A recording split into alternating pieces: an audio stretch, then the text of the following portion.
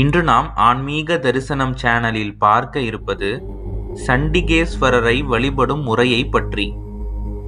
சண்டிகேஸ்வரர் என்பவர் ஈசனுக்கு பக்தர்கள் படைக்கும் உணவு மற்றும் அவருக்கு சாற்றப்படும் வஸ்திரத்திற்கு அதிபதியாக இருப்பவர். சண்டிகேஸ்வரர் எப்போதும் தியானத்தில் இருப்பவர். அவருடைய தியானம் கலைக்கும் விதமாக வலம் வந்து வழிபடுவது நன்மையல்ல. எனவே கோவிலில் சண்டிகேஸ்வரரை தவிர்த்து மற்ற தெய்வங்களை வலம் வருவது முறையாகும். அதுபோல் சண்டிகேஸ்வரரை கைத்தட்டி வணங்குவது முற்றிலும் தவறானது.